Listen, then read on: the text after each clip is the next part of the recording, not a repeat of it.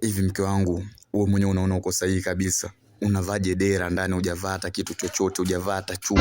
Alafu unatoka hapa unaenda mpaka sokoni. Hivi uone kama unanizalilisha mimi? Nakuzalisha vipi babu wewe? Mimi nitavaaje chupi sasa hivi najua yote kangu pachu. Ai, siwezi mwenzi. Lakini wewe ni mke wa mtu, unajua wewe sio malaya. Wewe ni mke wa mtu. Zingatia neno mke wa mtu.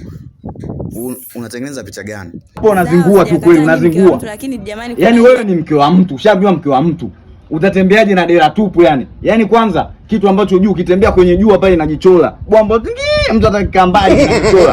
Hicho kitu hakitakiwi kuonekane na watu wengine. Sasa unavivaa dera tupu afu wewe ni mke wa mtu unajizalilisha. Wewe uone kwani wewe malaya? Basi wenzini hata mabibi zenu walikuwa zamani wanavaa magagulo. Sasa nyinyi msipovaa chupi, pale kale yako watu chupi watanunua kina nani? Mnataka kuwa watu njaa. Watu wanasomesha watoto wao kwa biashara za chupi, amvai sasa. Wauze kina nani? Wauze kina nani? Acheni hizo habari bwana. Kuna ajali. Sasa siku umetembea umepanda bodaboda, umepata ajali. Watu wanaacha kukusaidia, wanasaidia kwanza bwamba kwanza wanashuhudia. Ng'eng'elu kila kitu kiko wazi. Ndio habari gani? Kuna dharura, kuna emergency. Vaeni hivyo vitu muhimu. Kuna maajali ambayo chupi mpaka buku jelo zipo. Shida iko wapi hapa? Kaka.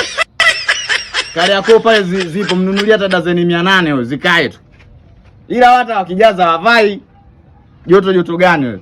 Joto wewe umesikia tuko Uarabuni huko. Uarabuni tu kuna joto kali Jangwani, lakini watu wanavaa michupi. Tena sio chupi, ni chupi. Acha hizo zako.